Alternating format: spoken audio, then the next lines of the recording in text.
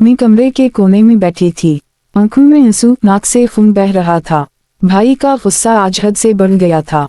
एक मामूली बात पर उसने मुझे धक्का दिया, फिर मुक्का मारा। जमीन पर गिरी तो ऐसा लगा जैसे आवाज भी टूट गई हो। मैंने कांपते हाथों से फोन उठाया। किसी एक की आवाज सुन लूं, शायद दर्द कम हो जाए। मगर उन्होंने फोन छीन लिया। बोली, घर की बातें बाहर नहीं जाती हैं। अब्बू ने अखबार से नजरें हटाए बगैर बस इतना कहा, ड्रामा क्वीन फिर शुरू हो गई। उस लम्हे मुझे अपनी तकलीफ से ज्यादा तन्हाई ने तोड़ा। मैं चीखी नहीं, रोई नहीं, बस खामोश हो गई। खामोशी ने मेरे अंदर जगह बना ली। रात भर नींद ना आई। आईने में अपना चेहरा देखा तो सोजी हुई नाक मुझे मेरे वजूद की तरह बेवकत लग रही थी। स्कूल जाना था मगर दिल नहीं चाह रहा था। मैंने दोपट्टा जरा ऊपर किया ताकि निशान छप जाएं। घर में सब मामूल पर थे, जैसे कुछ हुआ ही ना हो। भाई हंसता रहा, मैं बावर्ची खाने में मसरूफ, अब्बू दफ्तर जाने की तैयारी में। मैंने सोचा, अगर मैं फिर बोली तो क्या फिर से ड्रामा कहलाऊंगी, या कभी कोई मेरी बात सुनेगा। उसी सोच में एक फैसला उभरा, खामोश रहकर नहीं, सच बोलकर ही जख्म भर सकते हैं। मैंने अपने अंदर हिम्मत जुमा की। शायद आज नहीं मगर कल मैं जरूर बोलूंगी। अगली सुबह मैंने आंखें खोली तो दिल भारी था मगर इरादा मजबूत। नाक का दर्द अब भी था मगर इससे ज्यादा तकलीफ अंदर जुमा खामोशी दे रही थी।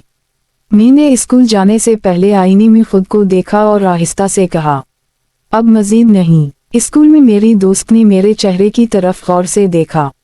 उसकी आंखों में सवाल था, हमदर्दी थी। मैंने पहले तो नजर चरा ली, फिर जाने क्यों आंसू खुद ही बहने लगे। मैंने सब बता दिया, भाई का हाथ, मुंह का फोन छीनना, अब्बू का जुमला। वो खामोशी से सुनती रही, फिर बोली, ये ड्रामा नहीं, ये जुल्म है, और जुल्म पर खामोशी सबसे बड़ा बोझ होती है। उस दिन पहली बार मुझे लगा कि मेरी बात सुनने वाला कोई है। स्कूल की टीचर ने भी मेरा हाल पूछा। दिल डर रहा था मगर सच खुद ब खुद जबान पर आ गया। टीचर ने नरमी से कहा, बेटी तुम अकेली नहीं हो। घर वापस आई तो सब वैसा ही था मगर मैं वैसी नहीं रही थी।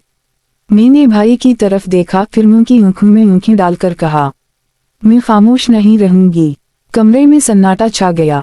ये सन्नाटा खौफ का नहीं, सच की पहली दस्तक का था।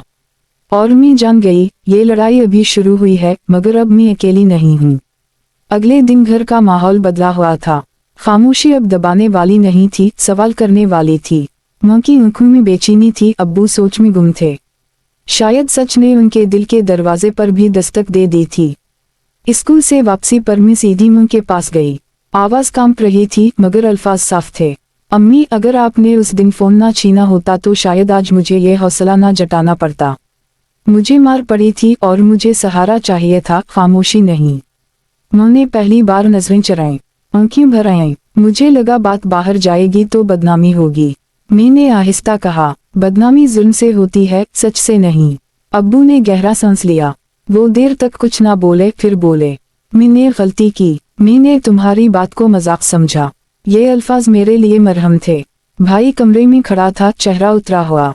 उसने नजरें झुकाकर बस इतना कहा, मुझे माफ कर दो। ये अंजाम नहीं था, ये शुरुआत थी। बात करने की, समझने की और बदलने की। मैंने सीखा कि हिम्मत चीखने का नाम नहीं, हिम्मत वो आवाज है जो खामोशी तोड़ दे। और उस दिन मैंने खुद को कमजोर नहीं, जिंदा महसूस किया। कुछ दिन गुजर गए। घर वही था मगर फिजा बदल चुकी थी। बातें होने लगी थीं, आहिस्ता, संभल कर, मगर सच के साथ। माँ अब खामोशी से सब बर्दाश्त करने को सब्र नहीं कहती थीं, बल्कि सवाल करने लगी थीं। अब्बू भी पहले जैसे बेपरवाह नहीं रहे थे। एक शाम अब्बू मेरे पास आकर बैठे। बोले, बेटी, हमें मदद लेनी चाहिए। घर में गुस्सा, तशद्दुद, ये सब मामूल नहीं बनने चाहिए। ये जुमला मेरे लिए किसी इतिराफ से कम ना था। भाई ने भी खुद को बदलने की कोशिश शुरू की। आसान नहीं था मगर उसकी कोशिश सच्ची लग रही थी। वो अब मुझसे नजरें चरा कर नहीं, एहतिराम से बात करता था। हर बदलाव वक्त मांगता है, ये मैंने सीखा। मैंने भी खुद से वादा किया कि अगर कभी फिर मेरी आवाज दबाने की कोशिश हुई तो मैं खामोश नहीं रहूंगी, कि मैं अपनी तकलीफ को ड्रामा कहलाने नहीं दूंगी। इस कहानी में कोई हीरो नहीं था सिवाय सच के, और सच जब बोल दिया जाए तो अंधेरे में भी रास्ता दिखा देता है। उस दिन मैंने खिड़की खोली। बाहर धूप थी और मुझे लगा, ये सिर्फ सुबह नहीं, मेरी नई पहचान है। के साथ जख्म भरने लगे, मगर निशान याद दिलाते रहे कि खामोशी की कीमत क्या होती है। मैंने अब खुद को मजबूत बनते महसूस किया। स्कूल में मैं ज्यादा पुरइत्मीनान थी, बात करते हुए नजर नहीं झुकाती थी। मुझे मालूम हो गया था कि अपनी आवाज की हिफाजत भी खुद करनी होती है। एक दिन मैंने खुदा कर कहा, अगर उस दिन मैंने तुम्हें रोकने के बजाय सुन लिया होता तो शायद सब कुछ पहले बदल जाता। ये इतिराफ मेरे लिए सबसे बड़ी जीत थी। मैंने अब्बू से कहा, अब्बू अगर मैं कभी फिर बोलूं तो बराह करम सुन लीजिएगा। इन्होंने सर हिलाकर कहा, अब खामोशी नहीं, बात होगी। मैंने ये भी सीखा कि माफी एक रास्ता है, मगर हदें बनाना भी जरूरी है। मोहब्बत का मतलब बर्दाश्त नहीं, एहतराम है। भाई अब जान चुका था कि हाथ उठाना ताकत नहीं, कमजोरी है। ये कहानी यहाँ खत्म नहीं होती, क्योंकि असल कहानी वो होती है जो हमें बदल दी। मैं वही लड़की थी, मगर अब टूटी हुई नहीं।